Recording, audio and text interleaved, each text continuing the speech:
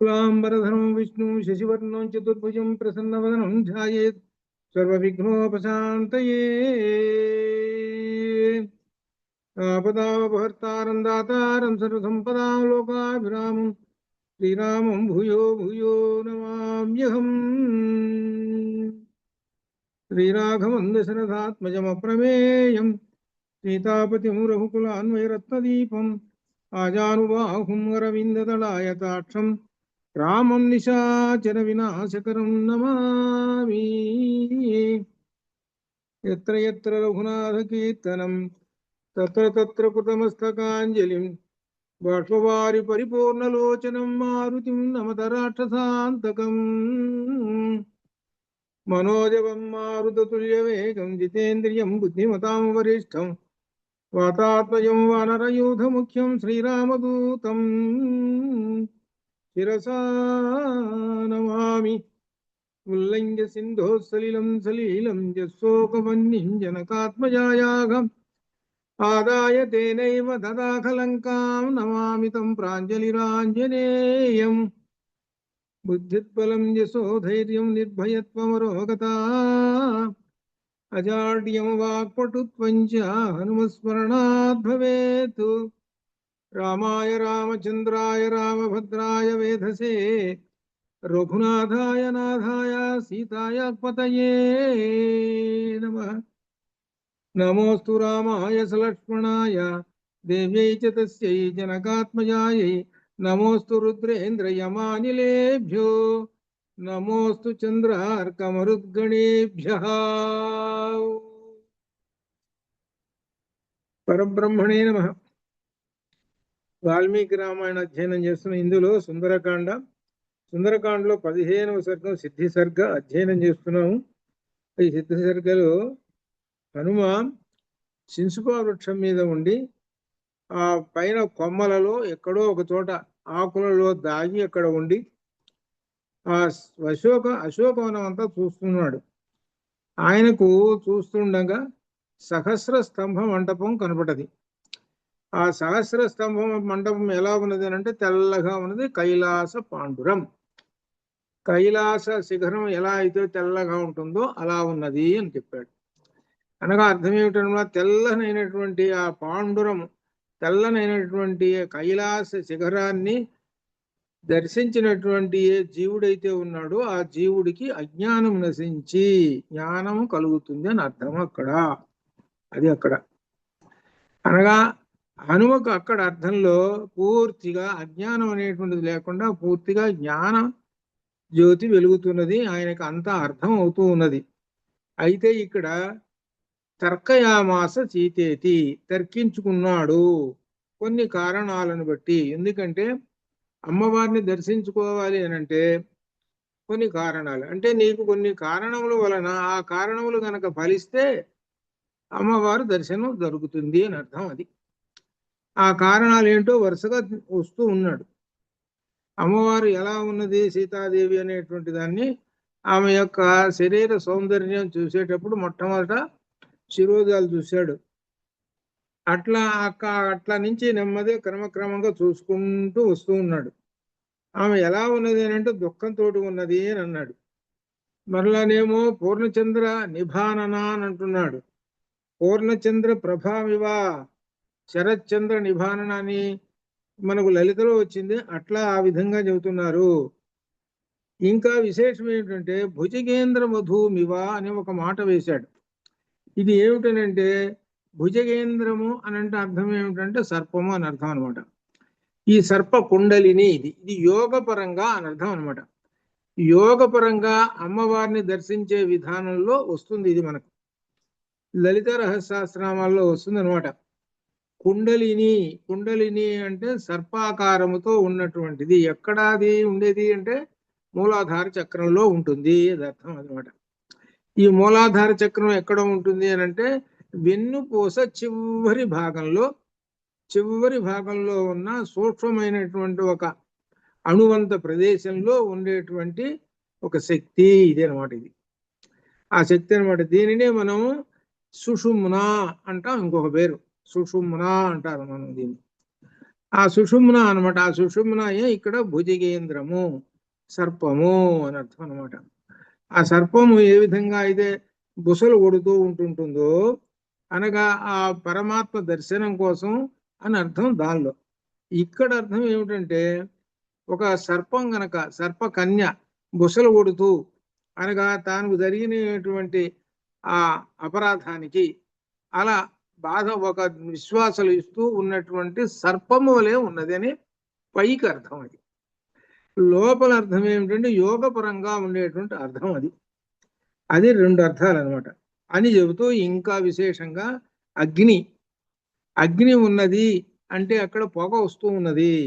ధూమజాలేన శిఖామి విభావసో 32లో ధూమజాలేన అంటే పొగ పొగ బాగా వస్తున్నది అంటే అక్కడ విభావసహ అంటే అగ్ని అగ్ని ఉన్నది అన్నదని ఒక అర్థం. అది అట్లా అనమాట. అక్కడ ఎక్కడైతే ఆ అగ్ని ధూమ వస్తున్నదో అక్కడ అగ్ని ఉన్నది అని మనం తెలుసుకోవచ్చు. అట్లనే ఇక్కడ ఈమె విస్తారమైన మహాశోకముచే ప్రకాశించుట లేదు అనగా దుఃఖం అనేటువంటి ఈ ధూమం అనేది దాని చేత ప్రకాశించుట లేదు. ఎప్పుడు దుఃఖంతో ఉన్నది కాబట్టి ఈమె సరిగా మనకు అర్థం కావటం లేదు అనగా అర్థం ఏంటి? పైకి దుఃఖము ఈజ్ ఈక్వల్ టు ధూమం. దుఃఖము ఈజ్ ఈక్వల్ టు ధూమం. ధూమం బాగా వస్తుందంటే అగ్ని ఎక్కడ కనపడుతుంటుంది? మనకు కనపడదు. ధూమం కనకపోతే అగ్ని కనపడుతుంది. అలానే ఈమెకి శోకం పోతే అప్పుడు చక్కగా ఏమైనా చూడొచ్చు. ఈమె ఉన్నది కదా అని పైకి అర్థము. అది అర్థం అనమాట. అని ఇట్లా విధంగా చెబుతూ ఇంకా ఆయన ఒక తాం శృతిమివ సందిగ్ధాం, శృతి అనేటువంటిది మనకు లలితలో కూడా వచ్చిందని 540వ నామం అనమాట. ఇక్కడ విశేషం చెబుతున్నాడు అనమాట. ఏ అర్థాన్నైనా చెప్పవలసి వచ్చినప్పుడు సందేహమును కలిగించు శృతి వాక్యం వలెను. సందేహమును కలిగించేటువంటి గనక ఉంటే దానికి ఏమవుతుంది? సరిగా అర్థం రాదు. ఒక వాక్యం చెబుతున్నాం అనుకో, దానికి సందేహం కలిగించేటట్టు గనక వస్తే దానికి సరైన అర్థం రాదు. అలానే ఇక్కడ సందేహం కలిగించేటట్టుగా కనబడుతున్నదే, చూస్తుంటే క్షీణించిన శ్రద్ధ వలె ఉన్నదే, అడ్డగింపబడిన ఆశ వలె ఉన్నదే చూస్తుంటే. అంటే మళ్ళీ ఈ పలు పలు విధాలుగా చూస్తూ ఉన్నాడు ఆమెను. ఒకసారేమో శరత్చంద్ర నిభానన అన్నాడు, ఒకసారి మళ్ళీ చూస్తున్నాడు. అనగా చెట్టు మీద ఉండి చూస్తున్నటువంటి ఆయనకి ఇక్కడ అర్థం ఏమిటి? అమ్మవారు ఒక్కసారిగా దర్శనము ఇవ్వలేదు అనే అర్థం. అది ఈయనని చూస్తున్నాడు, జీవుణ్ణి కనిపెడుతూ ఉన్నదనమాట. జీవుడు ఏం చేస్తాడు, వీడు ఎంతసేపు నా కోసం ప్రయత్నం చేస్తాడు, వీడి ఇంట్రెస్ట్ ఏమిటి అనేటువంటి అర్థం లోపల అర్థం అనమాట. అది ఆయన ఈయన చూస్తూనే ఉన్నాడు. ఇంకా అక్కడి నుంచి ఇంకా సోపసర్గాం యథాసిద్ధిం వృద్ధిం బుద్ధిం సకలుషామివ అభూతేనాపవాదేన కీర్తి నిపతితామివ. ఈమె విఘ్నములతో కూడిన కార్యసిద్ధి వలె, విఘ్నాలు అన్ని ఆపదలతో ఉన్నటువంటి అడ్డంకులతో ఒక కార్యం వలె ఉన్నది. కలుషితమైన బుద్ధి వలె కనపడుతున్నది. అంటే అర్థం ఏమిటనమాట? దీనిలో విశేషంగా నిర్మలంగా లేదు, కనపడినట్టుగా. కార్యసిద్ధి జరిగిందా జరగలేదా అనగా అర్థం ఏంటి? తలపెట్టిన కార్యం పూర్తయిందా లేదా అన్ని సందేహాలతో ఉన్నట్టుగా కనపడుతున్నదే నాకు. ఏమిటనమాట ఇదంతా? అమ్మవారు దర్శనం ఇచ్చేటప్పుడు ఇలా కనపడుతూ ఉంటుంది కాబట్టి వీడు ఏం చేస్తాడో చూద్దాం, అది అర్థం అనమాట. ఇది అదే అనమాట. ఇది సత్యము కాని అపవాదం వలె, దెబ్బతిన్న కీర్తి వలె ఈ విధంగా ఉన్నది అని పైకి అర్థం. లోపలేమో అమ్మవారు పరీక్షిస్తూ ఉన్నదనమాట, ఇతని యొక్క బుద్ధిని పరీక్షిస్తూ ఉన్నది. రామోపరోధ వ్యధితాం రక్షోపహరణ కర్షితాం అబలాం మృగశాపాక్షి వీక్షమాణాం తతస్తతః. రాముని వియోగమునకు కల చెందిన మనస్సు ఉండగలది, రావణుడు అపహరించు కృషించిన శరీరం కలది, జింక పిల్ల వంటి నేత్రములు కలది, అటు ఇటు చూస్తూ ఉన్నది అని అన్నాడు. బాష్పాంబు పరిపూర్ణేన కృష్ణ పక్వక్రాక్షి పక్ష్మణ వదనేన అప్రసన్నేవ నిశ్వసంతి పునః పునః. ఆ కంటెంబటే నీళ్లు గారుతూ ఉన్నాయి. కనురెప్పల మీద ఆ నీటి బిందువులు మాటి మాటికి నిట్టూర్పులు విడుచుతూ ఉన్నది. అప్రసన్నముగా ఉన్నది, సరిగా కనబడటం లేదు, అర్థం కావటం లేదు అని చెబుతున్నాడు. అలా అనమాట. మల పంకధరాన్ దీనాం మండనార్హ మమండితాం ప్రభావ నక్షత్ర రాజస్య కాలమేఘై ఇవావృతం. ఈమె శరీరం మలినంతో నిండి ఉన్నది, దీనురాలు, అలంకారములు ధరించడం తగి ఉన్నది, కానీ అలంకారములు ధరించలేదు. ఈమె నల్లని మేఘములచే చంద్రుని వలె ఉన్నది. మేఘములు, నల్లని మేఘాలు, చంద్రుడేమో ఆ మేఘాల వెనక ఉన్నాడు. చంద్రుడి యొక్క కాంతి ఉంది, బయటికి మనకేం కనపడుతుంది? మేఘాలు కనపడుతున్నాయి. ఈ మేఘాలు, నల్లని మేఘాలు కన్నా పోతే గాని చంద్రుడు కనపడడు. ఈ నల్లని మేఘములు అనేటువంటివి ఇక్కడ అడ్డగింపబడ్డాయి కాబట్టి ఏమిటనమాట, ఈ విధంగా మళ్ళీ కనపడుతుంది. ఎన్ని రకములుగా అమ్మవారు ఇతనిని పరీక్షిస్తూ ఉన్నది, ఇది అర్థం, అసలు విషయం. ఈ చెట్టు మీద కూర్చున్నటువంటి ఆయన హనుమ అలా కనపడుతున్నది దర్శనం.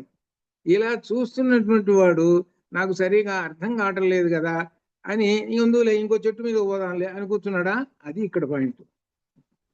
ఇంకో చెట్టు మీద పోయి కూర్చుందాంలే, అక్కడ ఏమన్నా విశేషం ఏం కనపడుతుందంటే ఒక్క చోట స్థిరంగా ఉన్నాడు. అది స్థిరంగా ఉండి బుద్ధి స్థిరమై పరిశీలన చేస్తున్నాడు అని అర్థం అనమాట. అది ఇక 38.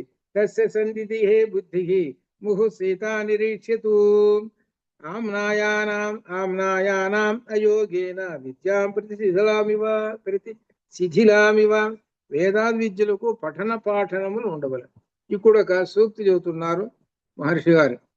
ఏమిటంటే వేదం ఉన్నది అనుకోండి, వేదం అంటే 4 భాగాలు ఉన్నాయి. ఇప్పుడు మనం వేదం చదువుతున్నాం రోజు, సోమ మంగళ బుధ 3 రోజులు.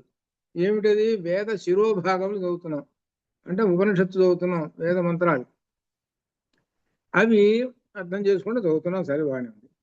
అయితే అర్థమైంది, సరే ఎప్పుడో మనం చదువుకున్నాం, అర్థమైంది, సరే. ఇక వదిలేసాం అనుకోండి, ఈ 10 రోజులు చదివినంత కాలం వదిలేసాం, అర్థమైంది. ఇక దాని సంగతి పట్టించుకోలేదు అనుకోండి, ఎప్పుడో ఒకసారి అది ఒకసారి చూద్దాం అని చదువుకుందామని మొదలు పెడితే నీకేం అర్థం కాదు, మళ్ళీ మొదలుకొస్తాం. అంటే ఏంటంటే వేద భాగాన్ని, అందుకని స్వాధ్యాయ ప్రవచనాభ్యాన్న ప్రమదితవ్యం అని చెప్పింది. అందుకు వేద మంత్రాలను వదిలిపెట్టకుండా ప్రతిరోజు వేద మంత్రాలని చదువుతూ ఉండు అని మనకు ధర్మం చెప్పాడు. ఆ వేద మంత్రాలను చదువుకున్నాం, దానిలో కఠోపనిషత్తులు చదువుకున్నాం, ప్రశ్నోపనిషత్తులు చదువుకున్నాం, ఈశోపనిషత్తులు చదువుకున్నాం. ఏదో ఒక ఉపనిషత్తులో ఉన్న మంత్రాలని ఏదో 3, 4, 2, 3 ఏవో ప్రతిరోజు స్వాధ్యాయ ప్రవచనాభ్యాం ప్రతిరోజు చదివి తీరాలి. అలా చదివినప్పుడు ఏమవుతుందనంటే సరస్వతీదేవి యొక్క అనుగ్రహం మనకు లభిస్తుంది. వేద విద్య అంటే అర్థం ఎవరు? సరస్వతీదేవి అని అర్థం. అది సరస్వతీదేవి యొక్క అనుగ్రహం ఉందంటే అతనికి తిరుగులేదు, అతని వాక్కు అమృతము, అది విశేషం. అందుకని వేద విద్యని వదిలిపెట్టకూడదు, అది అర్థం. ఈ వేద విద్యను వదిలిపెట్టేశాడండి, ఎప్పుడో చదువుకున్నాడు, వదిలేశాడు, మళ్ళీ మొదలు పెట్టాడు. ఇప్పుడు ఎలా ఉంటుంది అని అంటే ఆ స్వరము పోతుంది, అర్థాలు పోతే అన్ని వచ్చిపోతాడు, సరిగ్గా చదవలేడు. అందువలన ఆ వేద విద్య, అందుకని ఆమ్నాయానాం అయోగేన విద్యా ప్రసిద్ధిలామివ. అలా గనక చదవకుండా ఉంటే ఆ వేద విద్య అతనికి శిథిలములైపోయి చివరికి చదివేటప్పుడు అన్ని సందేహాలతో ఉంటుంది. ఇంతేనా చదివేది, మళ్ళీ మొదలుకొస్తాడు, ఇంతేనా చదివేది, ఇలా మొదలు పెడతాడు. ఆ వేద విద్య అంటే అర్థం ఏంటి? వేదమాతను అని అర్థం అనమాట. వేదమాతను వదిలిపెట్టకూడదు అని అర్థం. ఇక్కడ ఒక విశేషం గుర్తు చేస్తున్నాడు. ఏమిటంటే సీతాదేవి పూర్వజన్మలో ఈమె పేరు ఒకటి ఉన్నది. పూర్వజన్మలో ఒక పేరు ఉంది ఈమెకి, కొంతమందికి మీకు తెలిసే ఉండొచ్చు. ఈమెకి ఏమిటంటే వేద, అట్లనే వేదాంత, దీంతో వస్తుందనమాట ఆమె పేరు. ఆమె ఈ జన్మలో సీతాదేవిగా జన్మిస్తుంది అనమాట. అట్లా అనమాట. ఈ అనే అర్థం ఏమిటి? అమ్మవారు ఏమిటి ఇక్కడ? అమ్మవారు అంటే వేద విద్యలకు మాత అని అర్థం అనమాట. ఆమె ఇక్కడ జన్మించింది అనేటువంటి విషయాన్ని గుర్తు చేస్తున్నాడు. కాబట్టి వేద విద్యలు ఏ విధంగా అయితే మరలా వీడికి శిథిలములైపోతాయో అట్లనే ఈమె యొక్క దేహం మలిన దేహములతో ఉన్నది అని చెబుతున్నాడు. అనగా అర్థం ఏమిటి? ఈమె యొక్క శరీరం అంతా కూడా ఆపాదమస్తకము వేద విద్య అని అర్థం అని చెబుతున్నాడు. ఆ వేద విద్యకి ఎవరు ఇక్కడ చదవటం లేదు అంటే అర్థం ఏమిటనమాట? దీనికి ఎవరు పట్టించుకోవటం లేదు. పట్టించుకోకపోతే ఆ వేద మాతకు మలినాలు ఏర్పడుతుంటాయి, ఆమె సరిగా ప్రకాశించదు, మనకు అనుగ్రహం ఉండదు అని అర్థం. లోపల అర్థం పైకి ఏమిటనమాట? ఎలా అయితే వేద విద్య శిథిలమైపోతుందో అట్లా ఈమె శిథిలమై ఈ శరీరము, ఈ మలినాలు, ఆ వస్త్రాలు మలినాలతోటి ఉన్నది అని సందేహాన్ని చెబుతూ ఉన్నాడు. రెండు భావాలతో చెబుతుంటాడు. పైకేమో లౌకిక భావము, లోపలేమో ఆధ్యాత్మిక భావము, రెండు ఉంటాయి ఇక్కడ దీనిలో. ఈ ఆధ్యాత్మిక భావమే పట్టుకోవాలి ఇక్కడ. అది దుఃఖేన బుబుధే సీత హనుమాన్ అనలంకృతాం సంస్కారేణ యథా హీనాం వాచమర్థాంతరంగతాం. వ్యాకరణ సంస్కారం లేని వాక్కును అర్థం చేసుకున్నట కష్టము. మంచి మాట ఇక్కడ చదువుతున్నాడు వాల్మీకి మహర్షి. వ్యాకరణ సంస్కారము లేని వాక్కును అనగా వ్యాకరణ సంస్కారము అనే మాటకు అసలు అర్థం తెలుసుకోవాలి. సంస్కారమించబడినట్టు భాష ఏమిటి? మీలో కొంతమంది సంస్కృతం చదువు నేర్చుకుంటున్నారు. ఆ సంస్కృతం నేర్చుకుంటున్నారు కదా, ఆ సంస్కృతం నేర్చుకుంటే ముందు ఒక శ్లోకం చెబుతారు, ప్రార్థనా శ్లోకం. ఒక ప్రార్థనా శ్లోకం ఒకటి చెబుతారు. ఆ ప్రార్థనా శ్లోకం చెప్తారు, తర్వాత సంస్కృతం నేర్చుకుంటారు. సరే, బాగానే. ఏమిటి ఆ ప్రార్థనా శ్లోకం? మరి నేర్చుకుంటున్నారుగా, చెప్పండి. మరి ఏమి లేదు, ఖాళీ. ఇది ఎట్లుంటుందంటే మనదంతా ఏంటంటే వెనక సామెత ఉంది, ఇప్పుడు అన్ని చెప్పుకోకూడదు లేదు. అది అసలుది మినహానమును, మిగిలింది మాత్రం పట్టుకుంటుంటారు. అంటే ఏంటి? అరటిపండు అవతల పారేసి తొక్క పట్టుకోవటం మన పని. మొట్టమొదటి శ్లోకం చెబుతారు సంస్కృతం నేర్చుకునేటువంటి వాళ్ళు. మొట్టమొదటి సంస్కృతం నేర్చుకునేటువంటి వాళ్ళు ఆ శ్లోకం చెబుతుంటారు అనమాట. అది చిహ్న క్షీయంతే ఖలు భూషణాన్ని సతతం వాగ్భూషణం భూషణం అని గుర్తుకొచ్చిందా కనీసం ఈ లైన్ అయినా? మరి మొదటి లైను రైట్, అది గుడ్. కేయూరాని విభూషయంతి పురుషం. అది ఈ సంస్కృతం నేర్చుకునేటువంటి వాళ్ళు వీళ్ళందరూ. అది ముందు ఈ శ్లోకం నేర్చుకొని ఈ శ్లోకం యొక్క అర్థం తెలుసుకుంటే అప్పుడు సంస్కృతం అంటే ఏమిటో అర్థమవుతుంది. సంస్కృతం అంటే సంస్కరింపబడిన భాష. సంస్కరింపబడిన భాషను నువ్వు మాట్లాడుతుంటుంటే నీ నోట్లో నుంచి ఎట్టి పరిస్థితుల్లో అపశబ్దము రాదు. ఇంకా విశేషంగా డాష్ డాష్ మాటలు కూడా రావు. నేను చెప్పటల్లా వాటి సంగతి. అది ఆ డాషుల్లో మీరు పూర్తి చేసుకోండి. అది అర్థం కాల. ఆ మాటలు కూడా రావు. ఎందుకంటే నేను చాలా మందిని చూశాను. మేము మాట్లాడుకునేటప్పుడు ఎక్కడో పండితులు ఉన్నప్పుడు చూస్తుంటే మీరు ఒక ఆశ్చర్యం వేస్తుంది. అంత సంస్కరింపబడిన భాషతోటి మాట్లాడుతుంటుంటారు. ధ్వనిగర్భితంగా సంస్కృతంలో ఉన్నటువంటి గొప్ప విశేషం అది. ఆ సంస్కృత భాష ఎవడైతే పట్టుకుంటాడో వాడి జీవితం ధన్యం. అది భాష వల్లనే ధన్యం ఏర్పడుతుంటుంది. అది ఎంతసేపుడు ఓకేలు ఓఎస్లు చెప్పుకుంటూ కూర్చోవడం కాదు. ఓం అనే మాట రావాలరా నీ నోట్లో నుంచి అని మనకు ఇది బృహదారణ్యోపనిషత్తు, ఛాందోగ్యోపనిషత్తు స్టార్టింగ్ ప్రారంభంలోనే చెబుతున్నాయి. ప్రారంభే ఓంకారం ఇది నాదం అత్ర ప్రాధాన్యం ఇది ఛాందోగ్యోపనిషత్తు భాగే యథా ఉద్గీతం ఉపాసీత. మొట్టమొదటి అది ఓంకారము తోటి మొదలు పెడుతున్నది. ఓంకారంతో ఏమిటి మనకి? అందుకనే సంస్కారయుతమైనటువంటి భాష మాట్లాడాలండి అని చెబుతున్నాడు.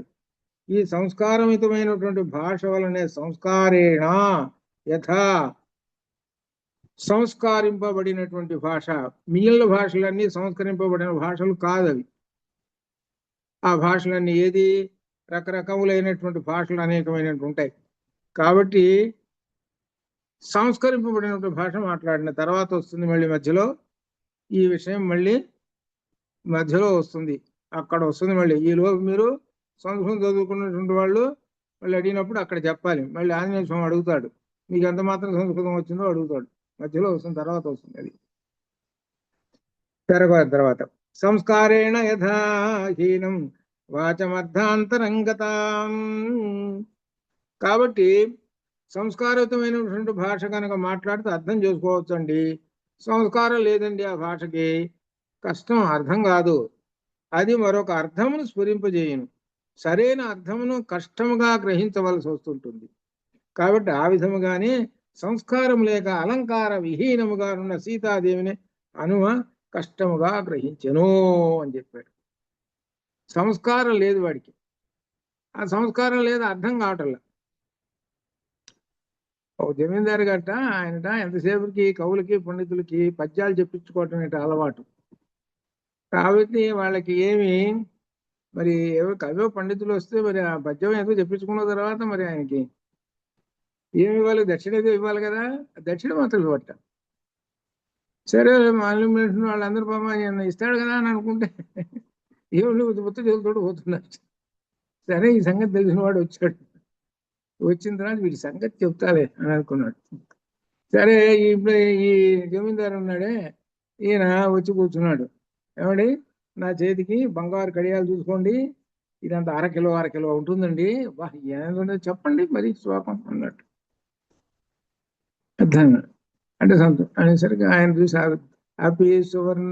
అపి మొదలు పెట్టాడు. సువర్ణమాయితం కృత్వా కరమూలే నిక్షిపేతు అని మొదలుపెట్టాడు. మీకు చివరికి ఇవన్నీ చెప్పిన తర్వాత మీరు పట్టుకుంటారు. సువర్ణమాయితం కృత్వ, సు అనేటువంటి వర్ణమునకు అనే అక్షరం, సు అనే అక్షరం రాసిన తర్వాత దానికి సుకు దీర్ఘం ఇవ్వాలి. ఇచ్చావా, దీర్ఘం ఇచ్చావా? నేను ఇచ్చింది తర్వాత నేను చెప్పను, మీరే చెప్తాను. సుకు దీర్ఘం ఇచ్చావు కదా, ఆ ఇచ్చినటువంటి ఆ దీర్ఘాన్ని సూనికి దీర్ఘం తీసుకెళ్ళి కరమూలే నిక్షిపేతు, కర అనేటువంటి పదానికి ముందు చేర్చు. చేర్చావా? అయిపోయింది. ఆ చేర్చావు కాబట్టి ఇప్పుడు నీ చెయ్యి ఎలా ఉంది అయ్యా అంటే అలా ఉంది, మెరుస్తూ అలా ఉంది. ఇది లోపల అర్థం. పైకి అర్థం ఏమిటి? సువర్ణం అంటే బంగారం.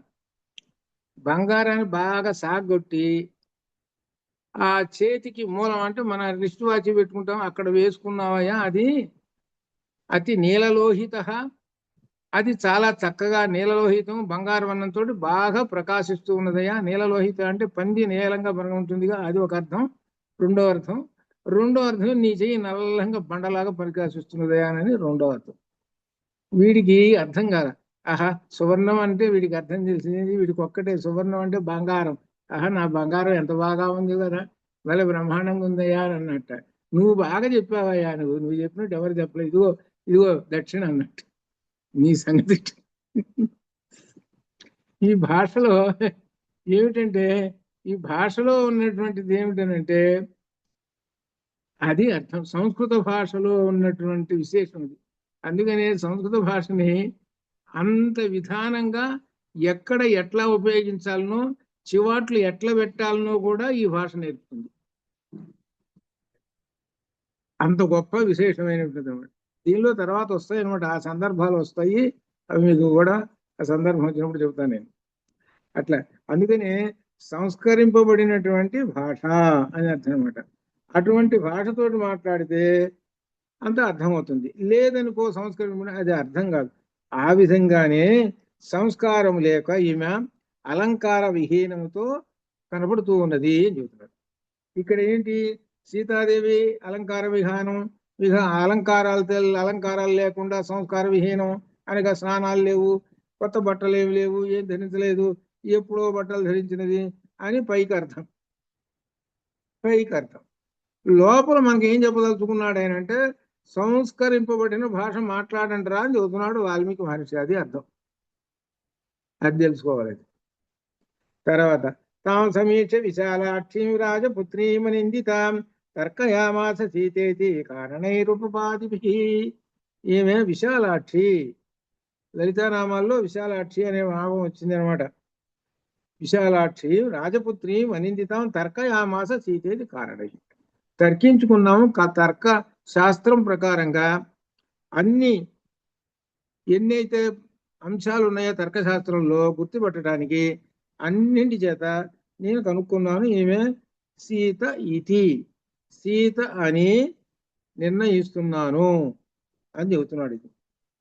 ఇక ఇక సీతాదేవి చూసి మళ్ళీ రెండోసారి సీత అని మళ్ళీ అంటున్నాడు. వైదేశాయాని అంగేషు తదా రామో అన్వకీర్తయతు తాని ఆభరణ జాలాని గాత్రశోభిని అలక్షయతు. ఈమె అంగాలకు శరీరాలకి ధరించినటువంటి ఆభరణాలు ఉన్నాయి. అయితే ఇక్కడ విశేషం ఏంటంటే ఈ ఆభరణం ఏ అవయవంలోకి ఉండేనో ఇక్కడ ఒక విశేషం వస్తున్నది.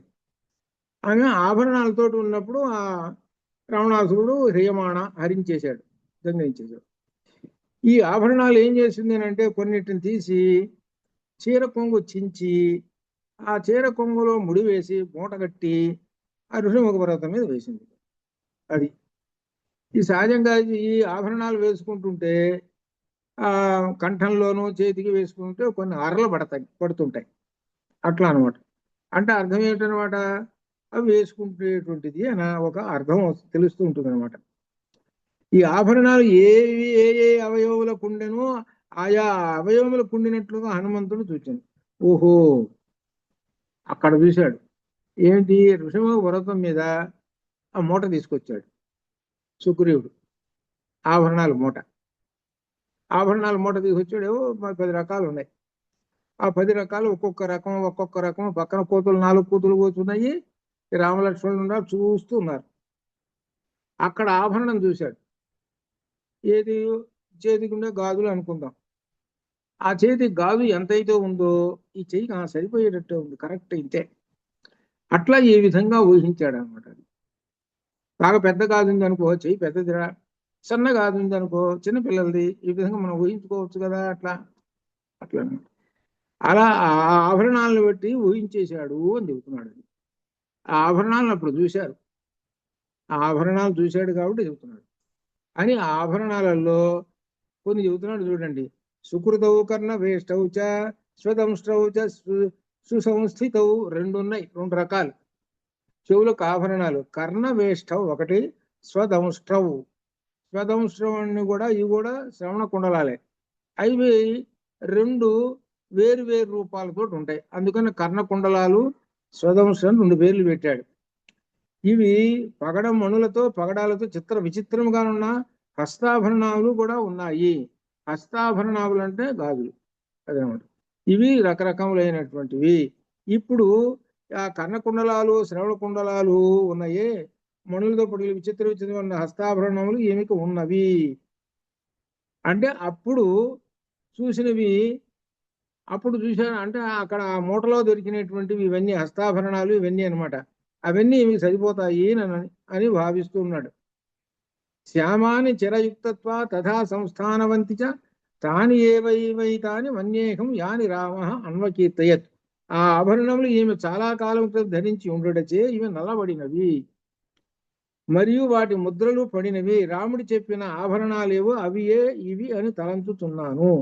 ఇక్కడ అర్థం ఏమొస్తున్నది అంటే ఆభరణం ఈమె చాలా కాలం క్రితం ధరించి అంటే ఇప్పుడు ఈ కర్ణకుండలాలు, శ్రవణ కుండలాలు ఇంకా ఈమె చెవికున్నాయి అనేటువంటి భావం వస్తున్నది. ఇక్కడ ఎప్పుడో ధరించి ఉన్నది ఈ నలబడి ఉన్నాయి అని, వాటి ముద్రలు పడ్డాయి అని ఈ విధంగా చెబుతున్నాడు. కానీ ఎన్ని ఆభరణాలు ఉన్నాయో చెప్పలేం. వాస్తవానికి 48 రకాల ఆభరణాలు అవి అసలు ఆభరణాలు ధరించాల్సింది. ఏవో కొన్ని ఆభరణాలు ఆమె అక్కడ పడేసింది, కొన్ని ఆభరణాలతో ఇక్కడికి వచ్చేసింది అని అర్థం. ఇక్కడ అని అర్థం చేసుకోవాలి. తత్రయాని అవహీనాని తాని అహం నోపలక్షయే యాని అస్యాన అవహీనాని తాని మాని న సంశయ. రావణాసురుడు అపహరించుకొని పోయినప్పుడు సీత దారబడిన ఆభరణములు ఇచ్చట లేవు. అయితే జార విడువని ఆభరణములు ఇవే. ఇక్కడ ఇప్పుడు అర్థమైందండి. ఇప్పుడు కొన్ని ఆభరణాలు వదిలేసింది, కొన్ని ఆభరణాలు ఉన్నాయి, అట్లనే ఉన్నది. ఆ ఉన్న వాటిల్లో స్వదంశ్ర కర్ణదం ఇవి చెవులో పెట్టుకున్నటువంటివి, కొన్ని చేతులకు ఉన్నటువంటి గాజులు, ఇట్లా కొన్ని కొన్ని ఉన్నాయి అనమాట. కొన్ని వదిలేసేసింది అంటే మెడలో ఉన్న హారాలు, కాళ్ళకు ఉన్నటువంటి అందెలలు, ఇటువంటివన్నీ కొన్ని వదిలేసేసింది అని అర్థం అని చెబుతున్నాడు ఇక్కడ. ఇందులో సందేహం లేదు. ఈ ఆభరణాలను బట్టి కనిపెట్టాడు. ఆమె ఈమె తర్కయామాస సీతేది కారణే రూపవాదిభి అంటూ ఇంకా పీతం కనుక పట్టాభం స్రస్తం తద్వసనం శుభం ఉత్తరీయం నగాసక్తం తదాదృష్టం ప్లవంగమై. పీతం కనుక పట్ట, పీతం అంటే బంగారు వస్త్రం. కనక పట్టాభం, ఆ కనక అంటే బంగారు అంచులో ఉన్నటువంటి ఆ వస్త్రం. స్రస్తం తద్వసనం శుభం, ఆ చీర కొంగు వదిలేసేసింది. ఆ చింపి దానిలో పెట్టి ఆ నగాలను పెట్టి వదిలింది అని చెప్పడం. ఉత్తరేయం నగాసక్తం, నగ అంటే కొండ, ఆ కొండ మీద వచ్చి పడ్డవి. తదాదృష్టం ప్లవంగమైహి, ఆ కొండపై పడుతున్నప్పుడు ప్లవంగమైహి కోతులచే చూడబడిన విధి. ఆ మూట, ఆ మూట పడుతూ ఉన్నదిట. ఈ కొండ మీద కోతులు ఉన్నాయి. ఆ పోతూ ఉంటుంటే ఈ కోతులు పైకి శిరస్సు చూస్తున్నాయిట. ఎవరో ఆమె పోతున్నది, ఆ మూట పడేసింది. ఆమెను చూస్తుంటే ఏవో ఒక సుందరమైనటువంటి ఆమెలా కనబడుతున్నది. ఓడుతున్నాడు ఆ రావణాసురుడు. అంటే రావణాసురుడు అని వీళ్ళకి తెలియదు. ఈ సంగతి ఏంటి, ఎవడో రాక్షసుడు తీసుకొని పోతున్నాడు అనేటువంటిది అనుకున్నారు. సరే, ఆ మూట మాత్రం ఆ కొండ మీద పడ్డది. అదే అదృష్టం ఇక్కడ విశేషమైనటువంటిది. ఎందుకంటే రాముడు చూడటానికి అనమాట. దీన్ని బట్టి ఏమిటనమాట, సీతాదేవిని రాముడు అపహరించాడని ఈ వీటిని బట్టి అర్థం చేసుకోవచ్చు అని చెబుతూ దీనిలో ఇంకా విశేషం 46లో భూషణాని ముఖ్యాని దృష్టాని ధరణీతలే అనయేవాప విద్ధాని స్వనవంతి మహాంతి చ. ఈ ఆభరణములు ఏమే పడవేగా ఆ భూమిపై.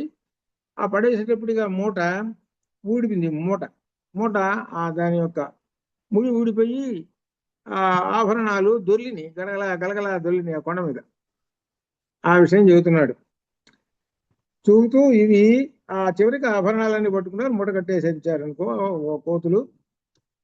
ఈ సందర్భంలో ఇప్పుడు రాముడు వచ్చినప్పుడు సుగ్రీవుడు అప్పుడు చెబుతాడు, ఇదిగో ఒక ఆమెను తీసుకుపోతున్నాడయా, బహుశా ఆమె ఏమై ఉండొచ్చు, ఈ ఆభరణాల మూట ఇక్కడ పడేసింది అని చెప్పి తీసుకొచ్చి రాముడికి చూపిస్తే రాముడు ఆ మూట తీసుకుని దానిలో ఉన్నటువంటి అన్ని ఎన్ని రకాలైతే అన్ని చూసి ఇవి సీతాదేవి అని చెప్పుకుంటూ దుఃఖిస్తూ లక్ష్మణుడితో, లక్ష్మణ ఇదిగో సీతాదేవి కాళ్లకు ధరించేటువంటి ఇవో అందెలలు, ఇదిగో భుజాలకు ధరించే వేసుకునే అలంకారాలు కేయూరాలు, ఇదిగో కంఠంలో వేసుకునేటువంటివి అని రకరకాల ఒక్కొక్కటి చూపిస్తూ ఉన్నాడు.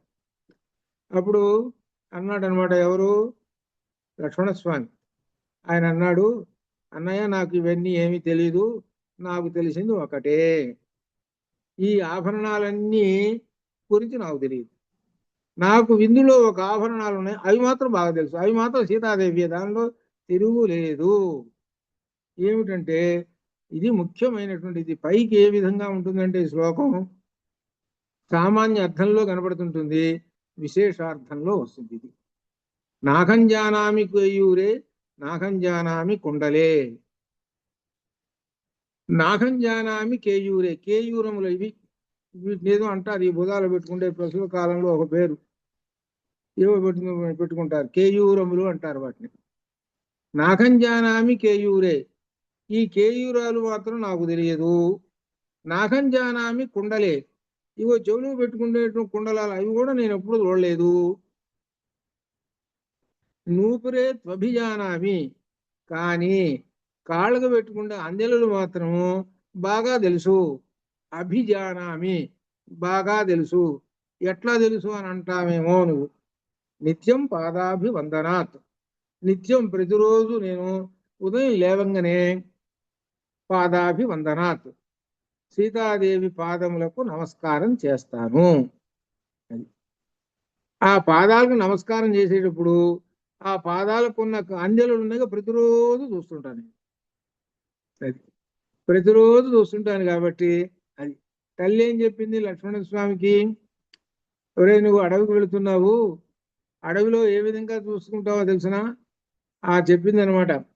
రామం దశరథం విద్ధి అని చెప్పాడు. రామం దశరథం విద్ధి, రాముణ్ణి తండ్రిగా చూసుకో అని చెప్పింది. మాం విద్ధి జనకాత్మజాం అని చెప్పింది. మాం విద్ధి, నన్ను జనకాత్మజాం సీతాదేవిగా చూసుకో. అక్కడ నేను ఉండను కదా, తల్లికి నమస్కారం చేస్తావు నాకు. ఇప్పుడు నమస్కారం ఎవరు చేయాలి? ఎవరికి? సీతాదేవి చేయాలి. సీతాదేవి నీకు తల్లి అని చెప్పింది. అయోధ్యాను అటవీ, ఈ అయోధ్య ఉన్నది చూశారు, అయోధ్య అంటే బాగా బ్రహ్మాండంగా ఉంటుంది, సుఖాలు కాదు. అట్లనే నీకు అయోధ్య లాంటిదే అడవి. కాబట్టి హే లక్ష్మణ ప్రియపుత్ర, గచ్చ తాత యథా సుఖం, సుఖంగా వెళ్ళి రావయ్యా లక్ష్మణ అని తల్లి దీవించింది అనమాట. తల్లి చెప్పినట్టుగా లక్ష్మణ స్వామి ఆచరించినటువంటి వాడు. తల్లి చెప్పినట్టుగా కుమారుడు ఆచరించేవాడు ఉన్నాడు అని అంటే తల్లికి అంతకన్నా కావాల్సింది లేదు మరొకటి. ఇది ధర్మం. ఇదే రామాయణంలో చెప్పేటువంటి ధర్మాలు.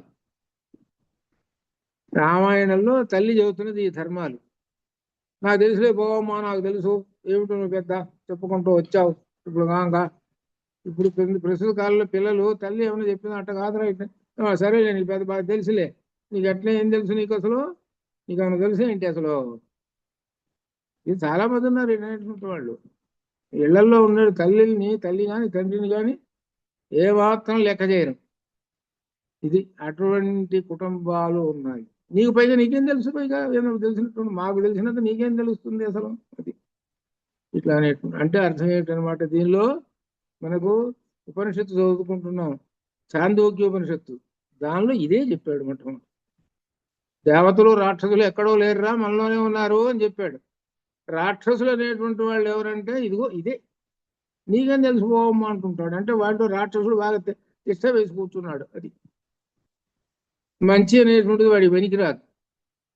అది వాడిలో బాగా రాక్షసులు బ్రహ్మాండంగా కూర్చున్నాడు. అది అనగా దేవతలు ఓడిపోయినారు అని అర్థం. అది ఇట్లా ఉన్నటువంటి వాళ్ళు చాలా మంది ఉంటారు మనకు. దానిలో మనకి చాందోగ్యంలో ప్రారంభంలోనే చెప్పాడు దేవతలు రాక్షసులు మనలోనే ఉన్నారు. కాబట్టి అందుకని ఈయనలో హనుమలో దేవతలు ఉన్నారు కాబట్టి, అంటే జ్ఞానం ఉన్నది కాబట్టి అమ్మవారిని దర్శనం చేసుకుంటున్నాడు. అది అనమాట. ఇది అని ఈ విధంగా చెబుతూ ఆ ఆభరణాలను బట్టి కనిపెట్టి ఈమె సీతయే తర్కయామాస సీతేతి అంటూ 47లో ఇదం చిర గృహీతత్వాత్ వసనం క్లిష్టవత్తరం తథాపి నూనం తద్వర్ణం తథా శ్రీమత్ యథేతరత్తు. ఈమె ధరించిన వస్త్రం చాలా కాలం, సంవత్సరం అయింది. అందుచే ఈ వస్త్రం చాలా మాసిపోయింది. పట్టు వస్త్రంతో ఉన్నది. ఇప్పుడు ఎలా ఉన్నది అంటే ఆ పట్టు వస్త్రము చాలా మలినంతో ఉన్నది. కానీ ఆ వస్త్రం యొక్క వర్ణము అదియు ఇదియు ఒకటే. అక్కడ చీర కొంగు చూసాం కదా, అక్కడ ఏ వర్ణంతో ఉన్నదో చీర కొంగు, ఇక్కడ చీర కొంగు కూడా అదే. కాబట్టి ఈమె కారణై రూపబాధిభి, దానికి పూర్తిగా ఈమెయే. ఆ వస్త్రము, ఆ ఉత్తరం ఎంత శోభతో ఉంటుందో ఇది కూడా అంతే ఉన్నదండి ఈమె చీర. కాబట్టి ఇందులో సందేహం లేదు, ఆమెయే ఈమె అని 48లో ఫైనల్ చేస్తున్నాడు. 48లో ఇక్కడ అమ్మవారి దర్శనం. ఇయం కనక వర్ణాంగి, కనక అంటే బంగారు, బంగారు అవయములు కలిగినటువంటిది ఇయం ఈమె సీత. రామస్య మహిషీ ప్రియ, రాముని యొక్క పట్టపురాణి, ఆయనకు ప్రియురాలు. ప్రణష్టాపి సతీయ అస్య, ఈమె రాముని మనస్సు నుండి నశించలేదు. రాముడి మనసులో ఎల్లప్పుడూ కూడా ఉన్నది అట్లనే అని చెబుతూ రాముని మనస్సు నుండి నశించలేదు. రామునికి దూరంగా ఉన్నను, రామునికి దూరంగా ఉన్నది, యువతల అంత దూరంలో ఉన్నది, అయినా కానీ మనస్సు నుంచి ఏమాత్రం నశించలేదు. మనసు నా ప్రణశ్యతి, మనస్సు నుండి ఏమాత్రం నశించలేదు. ఈమె ఏం చేస్తున్నది నశించలేదంటే రామనామ జపము, అది అర్థం. అది ఏం చేస్తున్నది, రామ రామ రామ అంటున్నది. అది అదనమాట. కాబట్టి ఈయన ఆ పై నుండి హనుమ గారు దర్శనం చేసుకొని హనుమ గారు ఆ అమ్మవారిని దర్శనం చేసుకొని ఏం కనకవర్ణాంగి అన్నాడు. అనగా కనక వర్ణాంగి, కనక బంగారు అవయవములు కలది. హిరణ్యవర్ణాం హరిణీ సువర్ణ రహితసృజాం చంద్రాం హిరణ్మయీం లక్ష్మీ జాత వేదో మమావఘ. బంగారు వర్ణము కలిగినటువంటి మహాలక్ష్మీదేవిని హే అగ్నిదేవ నా కోసం పిలవయ్యా అని శ్రీ సూక్తంలో మొట్టమొదటి మంత్రం. కాబట్టి ఇక్కడ ఎవరు, శ్రీ మహాలక్ష్మి, సీతాదేవి లేక శ్రీ లలితాదేవి, ఎట్లయినా పేర్లు ఏరైనా సరే అది. కాబట్టి ఈయన చూసుకొని ఇంకా ఇయం సా యత్కృతే రామ చతుర్భిక్ పరితప్యతే కారుణ్యేన నృశంసేన శోకేన మదనేన చ స్త్రీ ప్రణష్టేతి కారుణ్యాత్ ఆశ్రితేతి అనృశంస్యతః పత్ని నష్టేతి శోకేన ప్రియేతి మదనేన చ. సీత కోసం రాముడు 4 విధాలుగా బాధపడుతున్నాడని 4 విధాలు చెబుతున్నాడు. కనికరము, దయ, శోకము, విరహాలు ఇవి ఉన్నాయి ఆయనకు. సీతను రక్షించలేకపోయాననేటువంటి ఒక బాధ, దాని మీద ఒక దయ, తనను ఆశ్రయించు వారిని రక్షించువాడు కనుక ఆమెపై దయ, భార్య దూరమైనందున శోకము, తనకు ప్రియురాలు గుడిచే విరహ వేదన, వీటికి తోడు బాధ. ఈ విధంగా ఇన్ని రకములుగా ఆయన బాధపడుతున్నాడు రామచంద్రమూర్తి అని చెప్పటం. అది ఆ బాధపడటం అనేటువంటిది ఆయన చూశాడు. అక్కడ రామచంద్రమూర్తి బాధపడటం అనేది చూశాడు. కాబట్టి ఇక్కడ ఆ విషయాన్ని చెబుతున్నాడు. రామాయణంలో ఉన్న విశేషం చెబుతూ 52లో అస్యాదేవ్యా మనస్తస్మిన్ తస్య చ అస్యాం ప్రతిష్ఠితం తేనయ్యం సజ ధర్మాత్మ ముహూర్తమపి జీవతి. రాముని మనస్సులో సీత, సీత మనస్సులో రాముడు, ఇద్దరు ఒకరి మనస్సులో ఒకరు స్థిరముగా నుండిరి. ఇప్పుడు అర్థమైందా? ఇక్కడ ఎవరికి పైన చెప్పేసేసాడు. ఇక్కడి నుంచి వస్తున్నది విశేషమైనట్టు. స్థిరముగా నుండిరి ఏమిటి? దీనిలో అయ్యవారిలో అమ్మవారు, అమ్మవారిలో అయ్యవారు. అర్థం కదా? అయ్యవారు ప్లస్ అమ్మవారు ఈజ్ ఈక్వల్ టు 1. ఏమిటి 1 అని అంటే ఏకం సత్తు, బ్రహ్మం ఒక్కటే, పరబ్రహ్మం ఒక్కటే, అది అర్థం.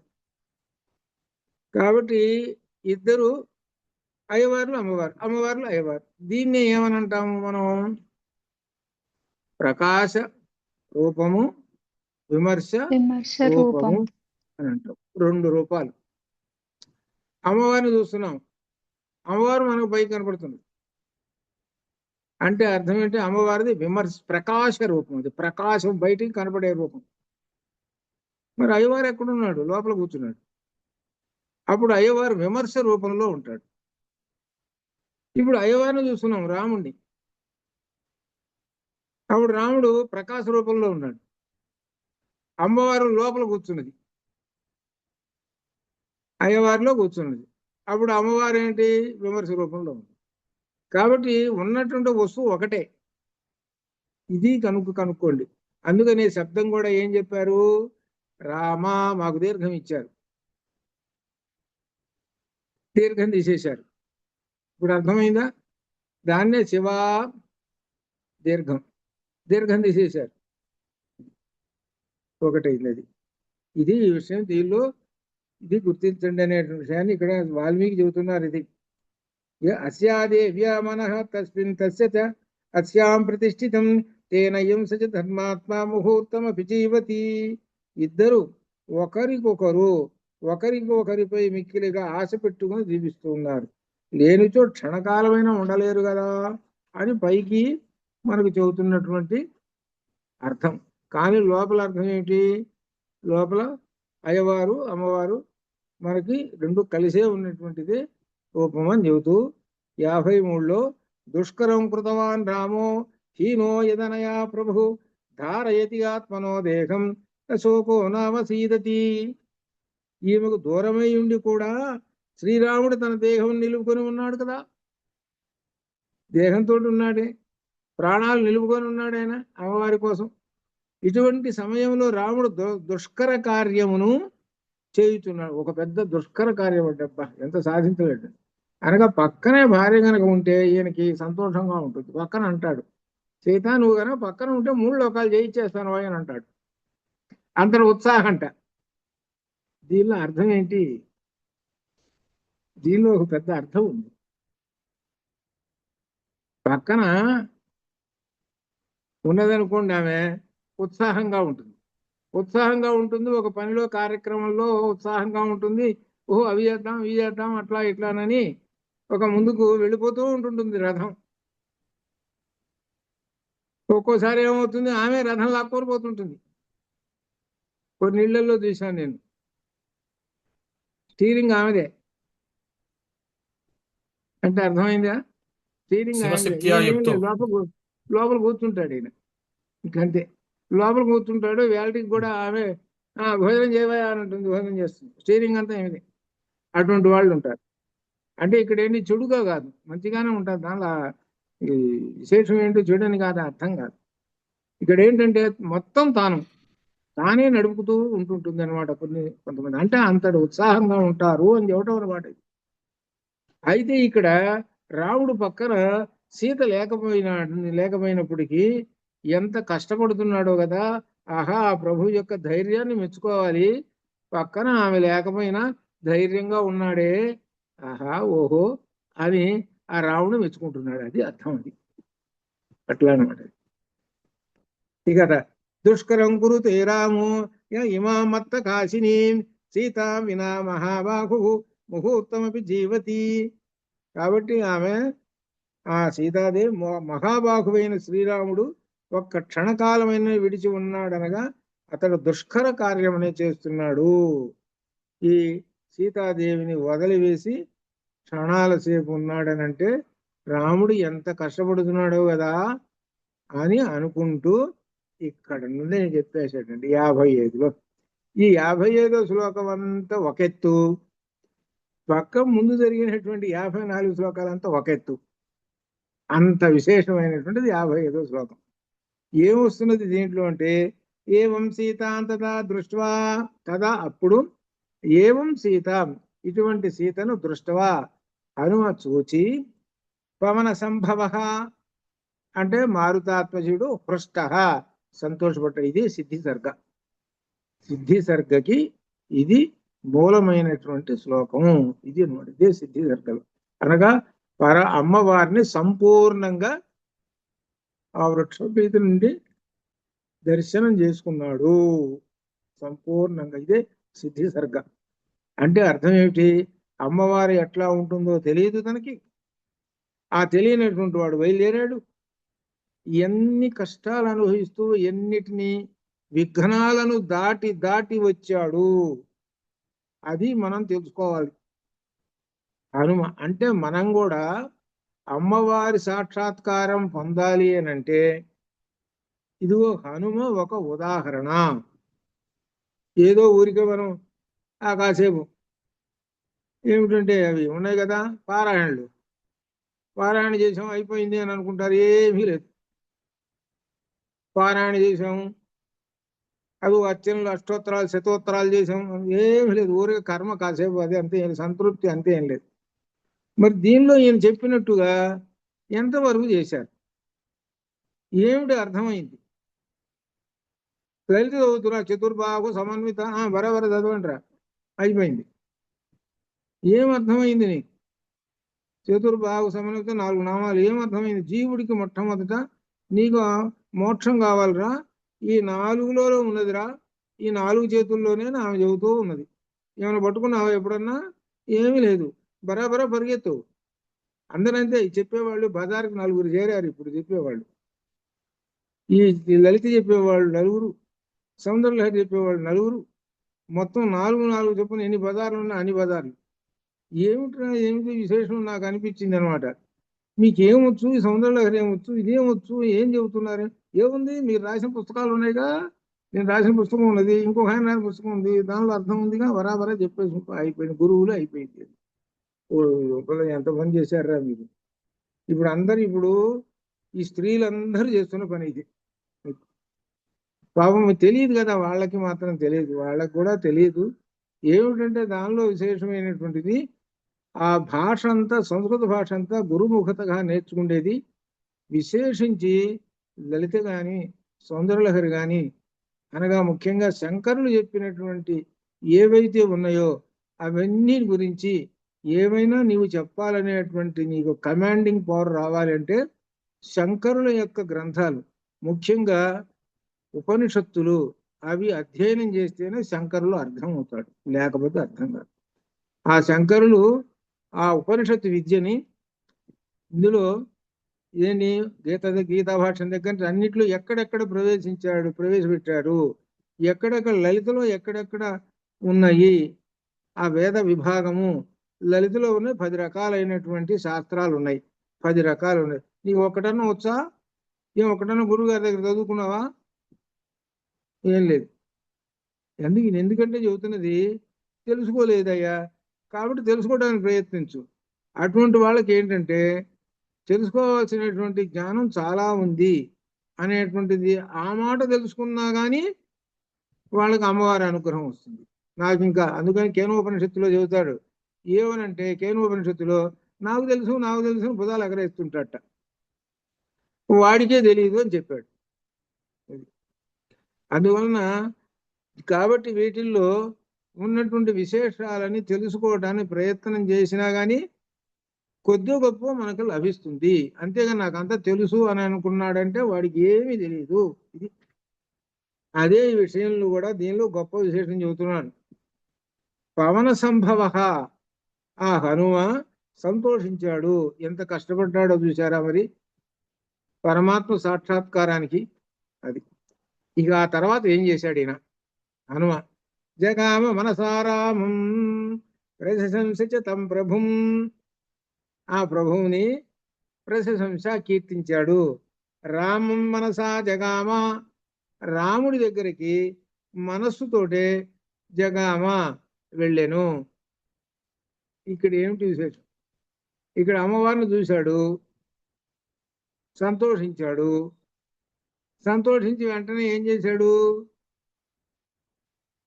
రామచంద్రమూర్తి దర్శనం కోసం పరిగెత్తాడు. ఇదే దీనిలో ఉన్న గొప్ప విశేష సిద్ధి సర్కలం. ఈ మాట అనలేదు అనుకుందాం, రాముడి దగ్గరికి పోలేదు, రాముడిని చూడలేదు, అమ్మవారిని చూశాడు అనుకుందాం. అప్పుడు ఏమవుతుందో తెలిసిన ఫలం పూర్తి కాదు. ఎందుకంటే రామచంద్రమూర్తి ఈ సర్గలో అప్రత్యక్షంగా ఉంటాడు. అర్థమైందా? రామచంద్రమూర్తి అప్రత్యక్షంగా ఉంటాడు, ప్రత్యక్షంగానేమో సీతాదేవి కనబడుతుంటుంది.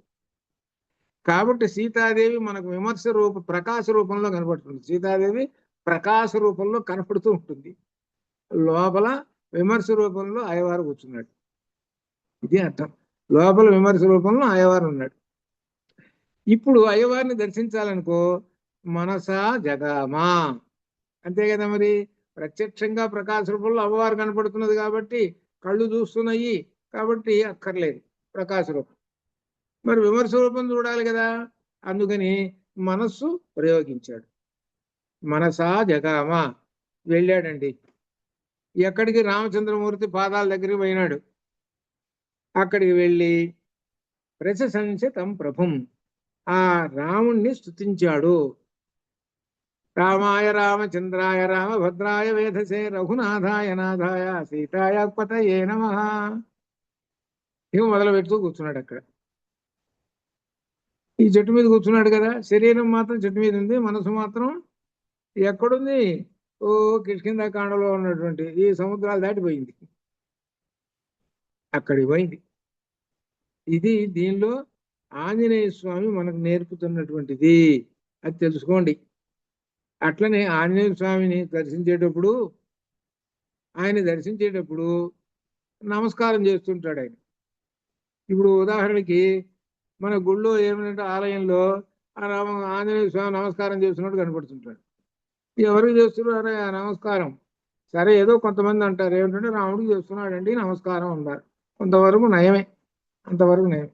ఇంకా కొంతమంది ఏమంటారు, నమస్కారం చేస్తున్నది ఎవరికి చేస్తున్నారు? నాకే కదండి చేస్తున్నది, వచ్చింది నేనేగా, నాకే చేస్తున్నది.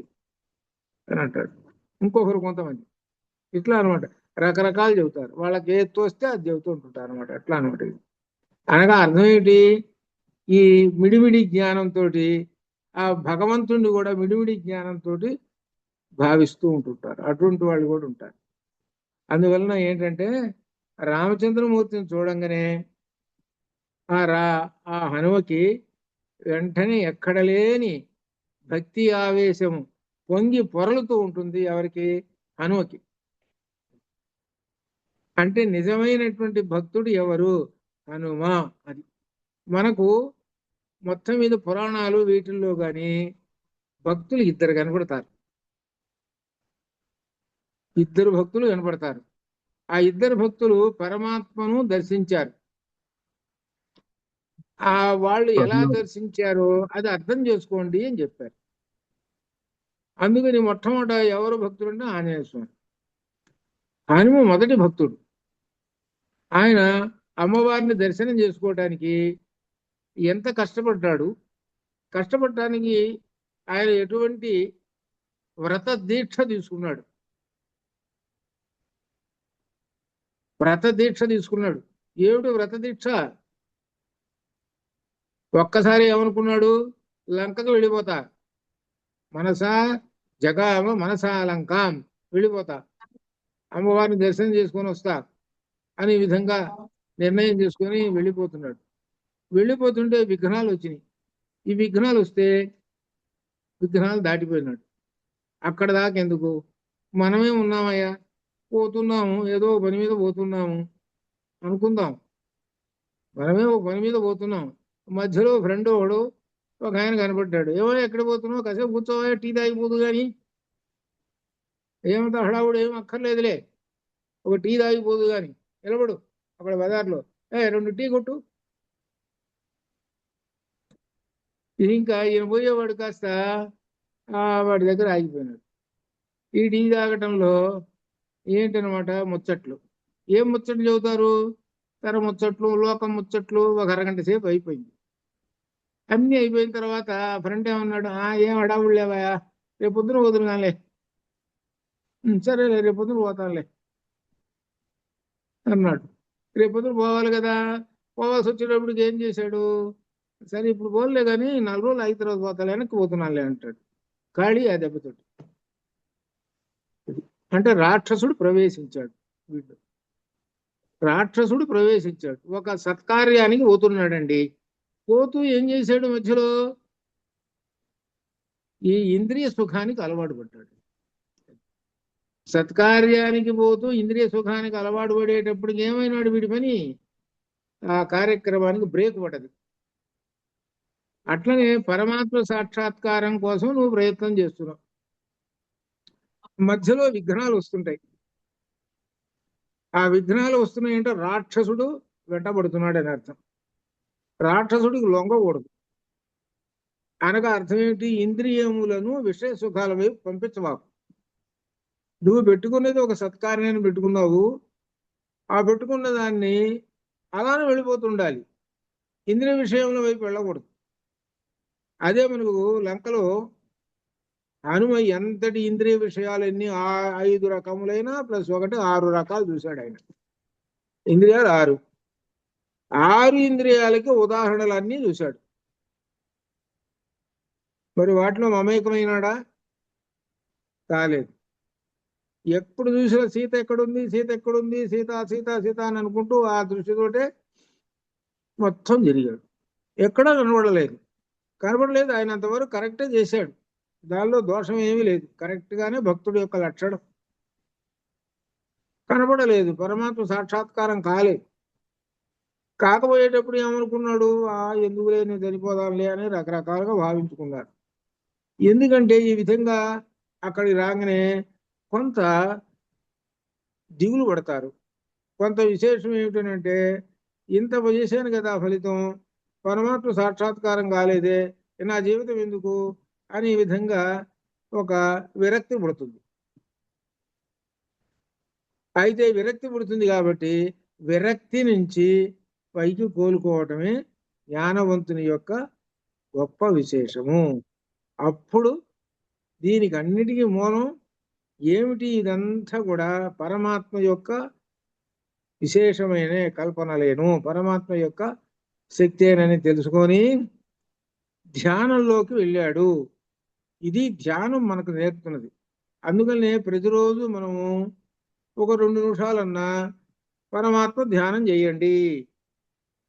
ఈ పరమాత్మ ధ్యానము 2 రకాలుగా, ఒకటి ఓంకారోపాసనతోటి, లేదా ఇంకొకటి సగుణ బ్రహ్మాన్ని ఉపాసించటము.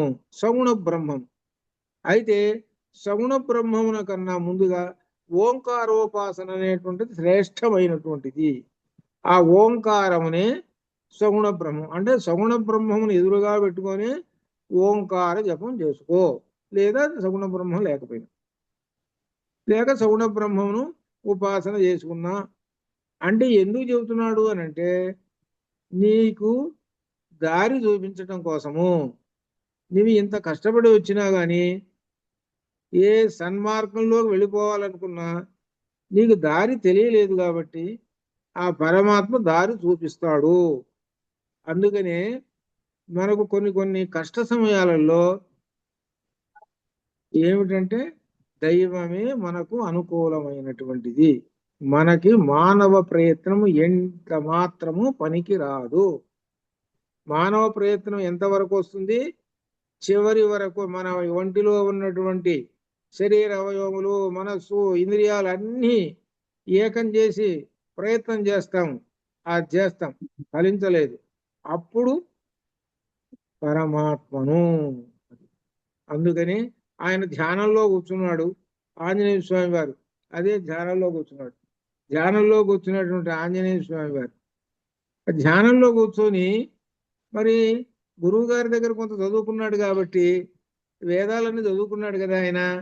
ఇప్పుడు పనికొచ్చినాయి ఆయన, ఇప్పుడు పనికొచ్చినాయి ఆయనకి.